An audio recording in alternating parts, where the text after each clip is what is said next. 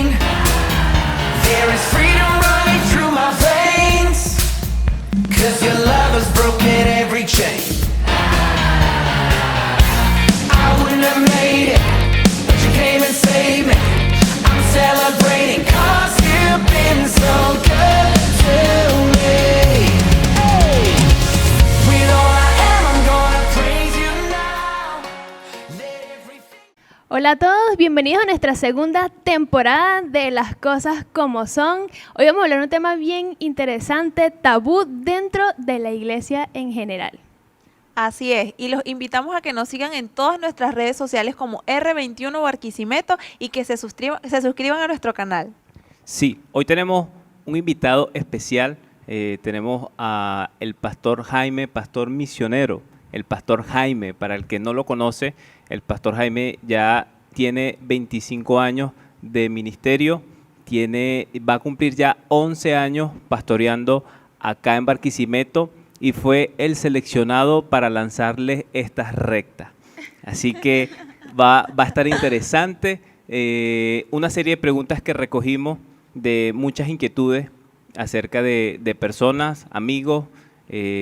Así que, bueno, sin más nada que agregar, pastor, bienvenido. Amén, bendecido, feliz de estar con ustedes, contento de poder compartir con los chicos, bueno, con la juventud, donde quiera que nos estén viendo.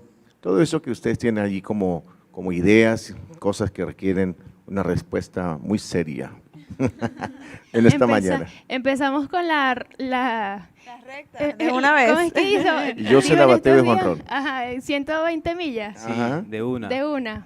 Bueno, pastor, una de las inquietudes que la audiencia y los muchachos que pudimos preguntarle tenía era de por qué la iglesia se enfoca tanto en formar pastores y no tanto, por ejemplo, profetas o evangelistas o apóstoles. Y normalmente eso no se escucha ahorita tanto, sino todo el mundo es pastor. Pues, ¿en la iglesia en qué se está enfocando ahorita? Bueno, nuestra iglesia en general, las iglesias en general se enfocan en primero ganar las almas, y una vez las personas llegan a Cristo, las personas reciben un llamado de parte de Dios. En el llamado es donde el creyente que tiene el llamado debe él mismo ponerse dentro del contexto de la iglesia para ser formado. Él necesita buscar su espacio dentro de la iglesia, y dentro de la iglesia siempre, nuestra iglesia tiene esos detalles que puede la persona llegar teniendo el llamado, encontrar no solo su espacio, sino también la plataforma para formar. Formamos muchos pastores porque, llamarlo de alguna manera, el pastor es el don prominente en el ministerio, y de allí el que ejerce el don pastoral puede desarrollar un ministerio evangelístico extraordinario. No hay cosa más peligrosa que un evangelista que nunca ha sido pastor, porque él viene, hace una actividad dentro de la iglesia, enciende a la iglesia y después deja al pastor con todos los problemas que él dijo dentro de la iglesia. Entonces es necesario formar pastores, porque el pastor es la base estructural del ministerio, es el que, si tenemos un buen pastor bien formado, cuando sea llamado a ser apóstol, si es que Dios lo tiene en mente, entonces ya teniendo esa estructura, lo va a hacer con mucha más habilidad, mucha más capacidad, va a ser más efectivo en su tarea. Porque pareciera que en la Biblia o en la iglesia primitiva como que había más de eso que ahorita. No sé si... Sí los hay, sí los sigue habiendo aquí dentro de nuestra iglesia. Tengo a varios amados que cuando yo hablo con ellos son profetas, y es más, yo les doy el crédito a todo lo que me dicen. E igualmente tenemos dones de maestros, tienen su espacio dentro de la iglesia, y en el caso nuestro, nuestro apóstol Satirio dos Santos es como el referente apostólico, pero sí lo hay, en nuestra iglesia lo hay. Ahora, en el contexto de afuera, hay algunas iglesias que están enfermas por un problema, que son iglesias proféticas solamente. No hay cosa más peligrosa igualmente que una iglesia que solo desarrolla un perfil ministerial, porque la iglesia tiene la necesidad de nutrirse con esos ministerios, porque los ministerios fueron puestos para que los creyentes alcancen la unidad de la fe, del conocimiento del Hijo de Dios. Una iglesia que solo sea apostólica, una iglesia que solo sea profética, una iglesia que solo sea pastoral, no es rica en cuanto a diversidad de lo que Dios puede hacer cuando es una iglesia que está enfocada en todos los ministerios. En nuestra iglesia hemos procurado que el que tiene el llamado lo ejercite sin reserva, y lo estamos formando para ello. Amén. Bueno, continuamos con la siguiente pregunta y esta pregunta me hace recordar a una obra de teatro que tuvimos una vez nosotros, en donde estaba una pareja y ellos estaban discutiendo y de repente venía un hermanito a invitarlos para la iglesia y cuando los invitó para la iglesia ellos se abrazaron, no sé si se acuerdan de la obra, pero se abrazaban. Bueno, y esta pregunta es con referente a eso. ¿Cómo aborda usted el tema de que de pronto viene a la iglesia un día y tiene alguna discusión con su esposa y de pronto le toca llegar aquí y predicar? ¿O cómo abordan ese tema ustedes? Yo nunca peleo con mi esposa. Ni Eso mi pasa en esposa otras pelea. No, iglesias. en otras congregaciones donde los pastores son impíos. No, la verdad es que todos tenemos esos días en donde tenemos esos encuentros que no son cotidianos, gracias a Dios en mi caso, pero donde hay diferencias a nivel de pareja y llega uno molesto a la iglesia y ese día entonces uno habla en contra de todo lo que está, no, mentira, de la situación que se está viviendo. No, hay que aprender a digerir el tema porque no podemos sustraernos a la realidad de que queriendo o no queriendo tendremos dificultades, ¿no? En el mundo tendréis aflicción, dijo el Señor, y es real. Pero cuando uno llega a la iglesia, yo me desengancho inmediatamente del proceso que estoy viviendo posiblemente en casa o en mi vida personal y me centro exclusivamente en tratar la palabra. Que la palabra salga sin ninguno de los elementos que tengo por dentro, que están combatiendo en mi vida o de la crisis que estoy padeciendo. Porque la palabra no puede salir mezclada con los elementos de nuestra vida emocional. La palabra tiene que salir tal y como ella fue revelada, para que la vida de la gente que está allí recibiendo una palabra que no tiene nada que ver con el asunto de lo que uno está padeciendo, reciban el conocimiento de la verdad y sean edificados de manera correcta. Sí, porque quizás hay personas que tienen el error de pensar que si vengo con un problema, entonces Dios no me va a usar. Ajá. Entonces, creo que... Yo le voy a poner un ejemplo sencillo. Recuerdo la primera vez que me dijeron que orara por las ofrendas. Y yo estaba en una situación económica muy precaria. Es más, no tenía ni para dar ofrenda. Entonces yo primero que dije, no tengo para dar ofrenda. Pero la persona me dijo, no importa, sin embargo, ora. Y yo seguí con mi cuestionamiento, pero ¿cómo voy a hablar de ofrenda y voy a hablar de que Dios bendice si yo mismo no tengo? Y todo, claro. Entonces el Señor me dijo, no, tú no vas a predicar, vas a hablar la palabra por lo que tú eres, es por lo que yo puedo hacer. Amén. No por lo que tú tienes, sino por lo que yo puedo hacer en tu vida. Y dijo, predica en fe, habla en fe, y compartí y aprendí que cuando yo voy y predico la palabra, yo voy a tener un testimonio personal de que lo que digo lo estoy viviendo. Pero habrá momentos como en el tema de la ofrenda, en este caso, que posiblemente yo lo que estoy hablando lo hablo en fe porque la palabra lo revela y tengo que hacerlo de esa manera, ¿no? Con esa certeza. Ahora, hablando ahorita un poquito acerca del tema, los pastores, los líderes, todos padecemos situaciones difíciles. Tenemos que aprender a lidiar con el tema de nuestra vida diaria en relación con el ministerio, no teniendo dos caras. Es una sola cara, pero teniendo claridad de que cuando yo vengo me paro delante del Señor y predico la palabra tiene el poder y la eficacia de transformar la vida de alguien cuando yo la comparto de manera correcta. Bueno, hay otra pregunta también que tenemos acá, y es que por lo general las personas piensan que los pastores no tienen errores. De hecho, hay personas que dicen, no, yo todavía no estoy listo para acercarme a la iglesia porque yo tengo tal y tal falla, y tienden a ver a los pastores o a sus líderes como que, sí, perfecto, como que no tienen errores. ¿Por qué cree que sucede eso? Bueno, yo no tengo defectos. Oh, Y mi mayor virtud es la humildad. ¿Quién no ha escuchado ese dicho que, y eso que es cristiano? Ajá. No, mira, una de las cosas de las que Pablo siempre hablaba era acerca de que Dios lo usaba a pesar de sus debilidades, que Dios lo usaba a Sus pesar de aguijones. sus errores, sí señor. Entonces sí, no, la gente tiene ese concepto porque creo que nosotros mismos los pastores se lo hacemos creer a la gente. O sea, tomamos una postura de gente que como que nunca se equivoca, tienen lugares perfectos, que el mundo cuando nos mira, piensan, ¿no? De alguna manera, wow, qué espectacular ser como el pastor, porque uno lo mira y nunca se ve que tenga ni problemas, ni crisis, ni problemas familiares, ni problemas, nada. O sea, esa idea nosotros se la hemos vendido a la gente, y es más, a veces cuando nos subimos al altar y predicamos despotricando de los que se equivocan y de los que cometen errores y llamamos al arrepentimiento a la gente, ignorando que nosotros mismos padecemos por eso, nosotros le estamos presentando un cuadro incorrecto. Creo que cuando llamamos nosotros al arrepentimiento, tenemos que llamarnos nosotros mismos, los que estamos en el ministerio, al arrepentimiento. Ese es el lenguaje de los profetas. Los profetas nunca oraron, Señor, salva a Israel, que es una porquería, Israel se está equivocando, Israel ha caído en pecado. No, Señor, perdónanos, hemos pecado. Perdónanos, hemos hecho lo malo delante de ti. Ese es el lenguaje de Dios. Pero sí le hemos vendido nosotros a nivel ministerial a la gente una idea de que nosotros no nos equivocamos, y creo que esa es la mayor equivocación que hemos cometido. Porque la gente a veces se frustra. Yo he tenido reuniones con hombres donde me han hecho preguntas de hombres, en las reuniones de hombres, y me dicen, ¿y usted, pastor, cómo hizo para superar ese proceso que yo estoy viviendo? Y yo le digo, no, yo no hice algo para superar. Yo estoy haciendo parte en mi vida personal para superar eso que todavía tú estás viviendo allí. Yo lo vivo, pero yo lo trabajo de manera personal, de esta manera, y la gente recobra aliento, porque la gente a veces piensa que en la vida ministerial, que debería ser un nivel perfecto, no es posible alcanzarlo, pero cuando la gente se entera de que los pastores pasan por el mismo proceso y uno le enseña cómo uno lo enfrenta y lo vence, le da mayor ganancia que cuando presenta una imagen perfecta. Es como ver a Jesús en la Biblia y tú decir, bueno, Jesús también pasó por tentaciones, ¿cómo no las voy a pasar yo, no? Entonces, yo creo que ver la actitud de Jesús en lo que muestra la palabra, entre las circunstancias, que vivió procesos difíciles también, o sea, no había que comer y él tuvo que orar al Señor y ser respuesta en ese momento, ¿no?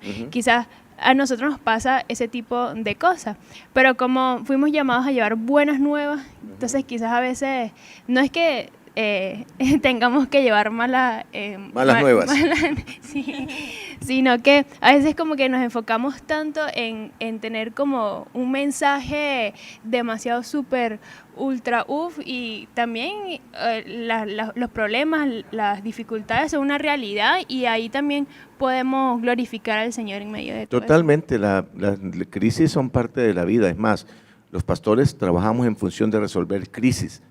Y cuando nosotros le mostramos a la gente cómo vencimos nosotros, y aún estamos venciendo aún nuestras crisis, nuestras situaciones, enriquecemos mucho más a la gente que cuando nos ponemos, pues mostramos un rostro de perfección que no tenemos, ninguno.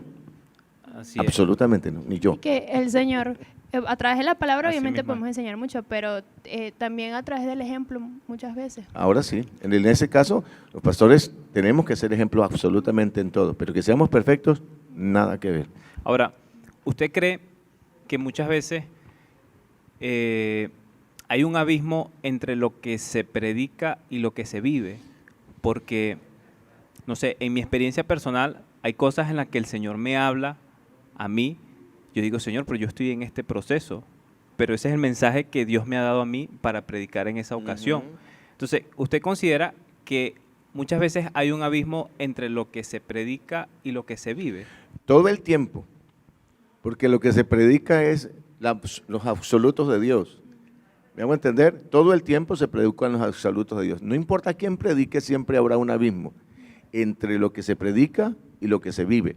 Ahora el tema es que esa brecha entre lo que se predica y se vive sea cada día más estrecha, al punto de que llegue el momento en que aquel que antes predicaba en fe, por ejemplo en el caso mío de finanzas, yo vea que esa brecha se va cerrando al punto de que lo que estoy predicando, que ya prediqué y que lo creía como cuando no tenía nada, sigue siendo el fundamento sobre el que se sostiene mi vida ahora, cuando estoy ya en el lugar o en el punto a donde yo antes predicaba en fe, pero que ahora es una realidad para mí. Entonces, siempre habrá esa brecha. Ahora, el tema es si la persona, perdóname lo que le voy a agregar acá, está en una brecha de este tamaño y mientras predica se va distanciando más, al punto de que ya lo que predica no tiene ninguna coherencia con lo que la persona comparte en el proceso de la vida. Tiene que llegar a un punto donde lo que hacemos, la predicación, perdóneme, debe estar acorde a la vida que tenemos, pero no será instantánea. No hay nadie que predique en el mundo que su vida sea tan perfecta que lo que predica sea lo que vive. Ese es el ideal y al que debemos aspirar llegar todos los creyentes. Yo a veces, cuando he predicado, muchas veces he sentido la satisfacción, wow, esto que estoy predicando lo estoy viviendo al 100%. Pero muchas veces he notado que algunas cosas que predico son en fe. Para allá voy. Bueno, no sé, ¿ustedes tienen alguna otra pregunta ya seleccionada? ¿No? Sí. Otra de las cosas que nos habían comentado los chicos, ¿cómo trabaja la iglesia con el tema del homosexualismo? Quizás la postura de los cristianos es bastante radical a veces, y como Beligerante. iglesia, sí, y como iglesia no le damos, o sea, hacemos como la barrera, ¿sabe?, entre el homosexual y la iglesia. ¿Cómo trata la iglesia el tema de que una persona homosexual llega a la iglesia o quiere ser parte de, o quiere involucrarse, empezar el proceso? ¿Cómo se trabaja ese tema dentro de la iglesia? Yo creo que tenemos que regresar al modelo bíblico. En el modelo bíblico no hay acepción de pecados.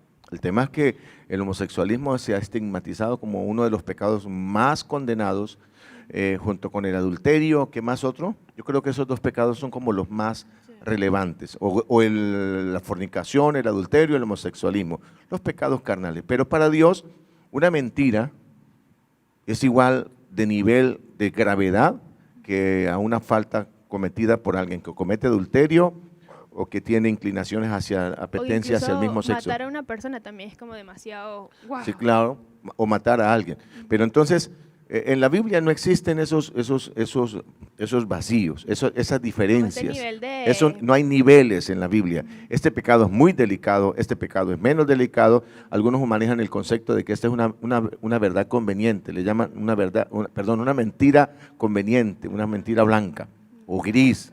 ¿No? Todas las mentiras, independiente de cuál sea, entre comillas, su nivel, tiene el mismo valor para Dios. Y para Dios, una persona que miente y uno que mata cometen el mismo pecado, transgreden los principios de Dios. Entonces, ha pasado con las corrientes LGTB que nosotros las hemos estigmatizado, o más bien dentro de la iglesia se les ha estigmatizado y casi que se le ha hecho creer a los que viven de esa manera que la iglesia los odia. Y es verdad, Sí. en algunos casos los creyentes odian ese tipo de personas. La pregunta es, si Dios nos envió a amar al pecador, ¿cuál debería ser la postura nuestra como iglesia? El Señor dijo, amen a sus enemigos, amen al pecador, oren por él, bendíganlo. No estaba diciendo, oren por este grupo, pero por aquel grupo no, a este odio, estigmatícenlo. Ese no es el lenguaje de Dios.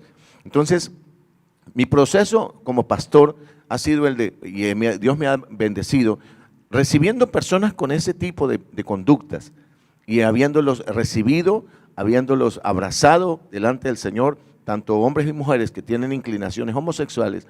Dios me permitió verlos restaurados. Algunos de ellos superaron no solo el proceso, sino que ahora sirven al Señor dentro del marco de donde Dios les sacó. Son instrumentos poderosos en la mano de Dios para bendecir la vida de otros que en la vida, están encerrados en ese círculo de pecado, como es el homosexualismo, como aquellos que están encerrados en el ciclo de la mentira, que es el mismo nivel. ¿Me hago entender? O sea, la intención es ir por ellos. Cuando el apóstol Pablo escribió su carta a los Corintios, él le hablaba a un grupo de personas que habían sido ladrones, homosexuales y de todo tipo. Dice, eso eran antes de conocer al Señor. Porque cuando uno llega al Señor, uno trae todos los vicios y todos los problemas conjuntos. Pero cuando uno llega a Cristo, el Señor puede transformar la vida del pecador, del ladrón, del homicida, del homosexual, por el poder de la palabra, cambiarlo por el poder del Espíritu. Y la iglesia sí ha estigmatizado ese grupo. Me da pena a veces el lenguaje con que los cristianos se dirigen a ese grupo de personas. En vez de amarlos, entonces en vez de atraerlos a la iglesia, lo que hacemos es que generen rechazo, y el rechazo beligerante, violento hacia las iglesias. Uno mira hacia Estados Unidos, las corrientes LGTB son las corrientes que se oponen a la iglesia de manera violenta porque la iglesia ha asumido esa postura. Nosotros fuimos enviados al mundo a amar al mundo, no amar las cosas del mundo, sino amar al mundo, ir por la gente que no conoce al Señor, independiente de cuál sea su pecado. Ahora, si su pecado es el de la homosexualidad, hay que amarlo como aquel que es homicida, hay que amarlo como aquel que, Dios nos ama, Que Dios mintió, o sea. Dios nos ha enviado a amar, y mira esto que le va a sonar loco a alguno, Dios nos ha enviado a amar lo que nadie amaría. Dios nos ha enviado, por ejemplo, a amar a la mujer que acaba de abortar. No, nosotros la condenamos. Sí. Dios nos mandó a amar al médico que le hizo el aborto a esa muchacha, a esa mujer. Nos ha enviado a amarlo, no a condenarlo. Ese es un tema que cuando uno lo mira en el contexto bíblico, mucha gente hoy día actúa de manera contraria al principio establecido por Dios. Hay que amar al pecador. Algunos dicen, no hay que amar al pecador y aborrecer su pecado. No, hay que amar al pecador. Hay que amar al pecador porque nosotros vivimos en esa condición, no olvidándonos nosotros de dónde Dios nos sacó. Porque algunos posiblemente no teníamos la inclinación homosexual, pero teníamos otras inclinaciones tan aberrantes como el homosexualismo. Pero entonces se podría decir que dentro de la iglesia muchas veces también hay fariseísmo, porque si no piensas... No hay muchas veces. La iglesia es farisea. Sí, porque si no piensas entonces... La iglesia es farisea, la iglesia en general es farisea. Yo no hablo del centro cristiano, hablo de las otras iglesias, pero la Aquí no iglesia es pasa. farisea. Los pastores son fariseos. Hay fariseísmo en el ministerio. La gente hace demandas a la gente de cosas que ellos mismos no viven. De eso me puedo, esa parte sí me gustaría tratarlo un poquito. Los creyentes, escúchenme otra vez, se les olvida de dónde Dios los sacó. Así es. Y entonces el fariseísmo es una de las cosas más fuertes que hay dentro del contexto del cristianismo, dije, donde una mujer que abortó ahora se indigna cuando una mujer aborta. Y si esa mujer aborta es porque no ama a Dios, no conoce a Dios, se le olvida de dónde Dios la sacó y ahora no tiene la capacidad de amar a alguien que tiene las mismas características de ella en el pasado. Ese es un tema interesante. Ahora, y el apóstol Juan, él dice que todos tenemos falta y que no todas las faltas llevan a la muerte, pero todas las faltas son pecados. Entonces, yo creo que ese es el tema que todavía la iglesia no ha entendido, que aunque tenemos muchas veces faltas o cometemos pecado delante de Dios, es eso, porque creemos que unos llevan a muerte, son más graves, pero él dice, todos son pecados. Todos los pecados son mortales. Ahora, ojo, hay pecados de muerte, dice que son imposibles de orar por ellos y restaurar, que es la apostasía, que es cuando alguien ya se levanta para hablar en contra del Evangelio, entró en contra del Espíritu Santo, en contra de Jesucristo, etcétera. Esos pecados ya no tienen ninguna forma de ser redimidos, porque si tú blasfemas contra el Espíritu Santo, que es el que te convence para arrepentimiento, ya no tienes posibilidad de salvación. Pero todos los otros pecados, pues, usted puede ser restituido, ser restaurado. Y por ejemplo, ¿cómo podríamos nosotros, no sé, como orientar o ayudar a algún líder? Porque muchas veces los líderes son cerrados y yo he visto por lo menos en Facebook que si algunas personas el 14 de enero peleando con todas las personas Los que... católicos. Con los católicos Algo o con referente- los mismos... El 14 de enero es que se celebra acá la caminata a la Divina Pastora, que es un monumento Ajá. acá. La gente que está afuera no tiene ni idea Sí. qué pasa el 14 de enero. Bueno, sí, o por lo menos con las mismas personas que son homosexual, comienzan que si a hacerle comentarios y yo creo que hablamos de la misma barrera que lo que hacen es que esas personas no quieran venir a la iglesia, pero ¿cómo podríamos nosotros, por lo menos con nuestras mismas amistades, orientar o ayudar a esos mismos líderes? Porque ellos creen que están correctos en su Ujú, postura. ujú. No, otra vez, el fariseísmo es el lenguaje que se está manejando allí. El Señor cuando me trajo a mí a Barquisimeto y yo llegué un 12 de enero. Y el 12 de enero ya estaban las preparaciones para la caminata de la Divina Pastora del año 2010. Entonces me dijeron lo que sucedía. 3 millones de personas vienen a caminar a la pastora. Y dije, pastor, venga para que usted mire lo espantoso que es eso. Y yo salí y miré. ¿Y sabe qué vi yo? Gente buscando a Dios, pero no conocen a Dios. Yo vi 3 millones de personas caminando por las calles de Barquisimeto que no conocen a Dios. Lo único que les ofrecen es la Divina Pastora. Entonces la pregunta mía para los hermanos fue no de indignarme por lo que esa gente hacía, sino indignarme porque la iglesia no ha hecho algo para presentar algo a Jesús de manera real. Me hago entender, son dos ópticas totalmente diferentes. Me hace acordar de aquel que fue a un país donde me enviaron a establecer una base, un almacén para vender calzado. Y entonces él dijo, no manden calzado, esto es perdido, aquí la gente no usa calzado. Y entonces mandaron a otro y dijo, no, manden todo el calzado que pueda porque aquí nadie usa calzado y tienen que aprender. Ese es el lenguaje, de la óptica que tengamos para poder entender, dije, la condición del mundo, la condición del pecador. Nosotros no fuimos enviados a otra cosa que a llevar buenas noticias. No fuimos enviados para juzgar a nadie, fuimos enviados para salvar almas. Esa es la tarea. Para amar. Yo quería agregar algo ahí un poquito porque, o sea, hay personas que dicen, bueno, pero es que es la palabra. El Señor aborrece el homosexual, aborrece el pecado. Y, El Señor aborrece el pecado y dice diría, que abominación, y entonces... y lo es, y lo es. Pero a nosotros Dios no nos envió al mundo a eso. A Dios Exacto. nos envió a llevar buenas noticias al homosexual, decirle que su condición de pecado, como la condición de pecado del adúltero, como la condición de pecado del asesino, puede ser redimida. Porque una cosa es quizás fijar postura bíblica según lo que el Señor nos ha hablado, pero otra cosa también es falta del respeto, ¿cierto? Entonces, eso a veces caemos El en ese mejor vacío. mensaje, hija mía, es el Señor Jesús en su contexto bíblico, en el contexto espiritual. ¿A quién se le acercaba a Jesús? Gente que usted y yo normalmente decimos, no, no te acercas a Él. La prostituta, y perdóneme, el homosexual, la prostituta, el ladrón, el sicario, etcétera, los proscritos, la gente que la gente rechazaba, era la gente que Jesús se asociaba con ellos. ¿Con quiénes Jesús no se unía y no tenía buena coinonía? Con los que condenaban a los otros. Jesús no tenía buena relación con los que se creían santos en sí mismos, que se creían perfectos. Esa es la realidad bíblica. El apóstol Pablo vivió en el mismo contexto y usted va a encontrar que el apóstol Pablo muchas veces habla de los pecados de la iglesia, pero nunca habla de los pecados del mundo. Porque Claro. nosotros fuimos enviados al El mundo Señor a los redimir borra. al pecador. Y cuando la gente entra a la iglesia, entonces ahora sí, hay que trabajar en la estructura de cómo vive un cristiano, cuál es su comportamiento, su estilo de vida. Pero nosotros no fuimos enviados al mundo a juzgar al mundo, sino a salvarlo Amén. por Cristo.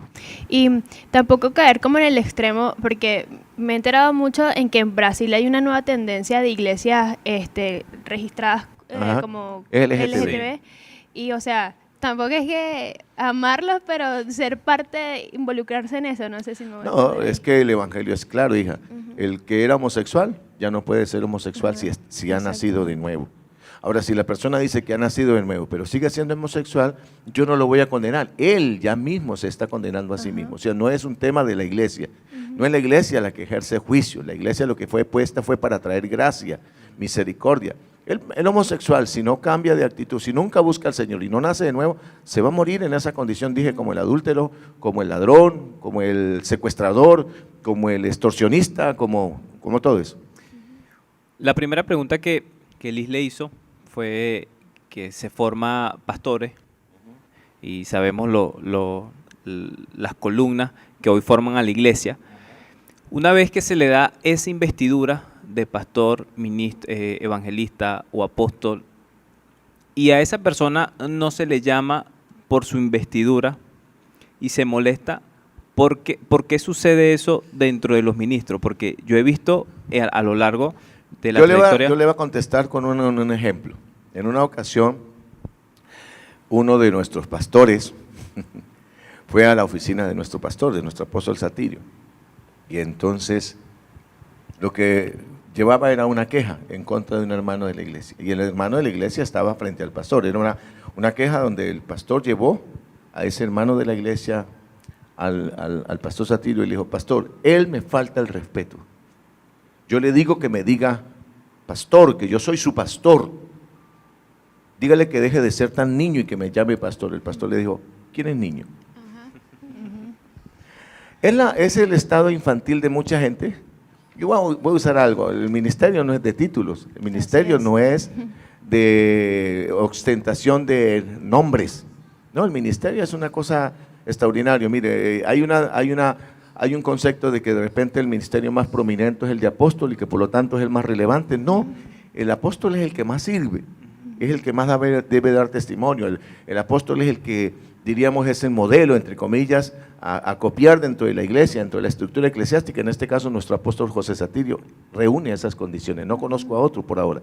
Entonces, una vez más, cuando la gente se molesta porque no le llaman apóstol, incluso el pastor Satirio en una ocasión le preguntaron: pastor, ¿cómo le digo yo a usted, pastor? Yo no, Se le dígame iba a echar Satirio, en cuenta eso. dígame Satirio, pero no es como irrespeto, no. Yo me Hermano llamo Satirio. Satirio, dígame hermano Satirio. Sí. Entonces, eso habla de la madurez de alguien. Y ahora, cuando alguien se molesta porque no le llaman pastor, es que no es pastor. Está tratando de ponerse a autogestionar él el tema de su ministerio. Porque al final que los ha llamado es el Señor y que Totalmente. que le da el nombre y la investidura, la Sí. autoridad es el Señor. Y si los demás pues no Y lo si nadie me reconocen, reconoce como tal, no hay el problema, Señor Dios sí. me reconoce. Así mismo es. porque cuando estemos incluso en el cielo, o sea, ahí le entregaremos cuenta al Señor, no a mi pastor, ni a los hermanos de la iglesia, ni nada. Amén. Bueno, no sé si tienen alguna otra pregunta que recogimos. ¿Sí? Yo creo que estamos listos por el Sí. episodio de hoy. Por este episodio. Muy bien. Yo sí quisiera hacer una corta despedida de esta sección, diciéndole a todos los chicos y a los hermanos que nos ven a través de las redes sociales, el ministerio no está constituido de gente perfecta, está constituido de gente que comete errores, pero que por la gracia de Dios ha sido redimida por Dios, ha sido puesta dentro del ministerio para hacer una función espiritual, no porque somos perfectos, sino porque Él es perfecto, no porque nosotros seamos la verdad, sino porque Él es la verdad. Así es. Entonces, si nosotros podemos llegar, a estrechar cada día más esa brecha entre lo que predicamos y lo que somos, hasta llegar a la plenitud de que lo que predicamos lo vivimos, si llegamos a ese nivel, gloria a Dios.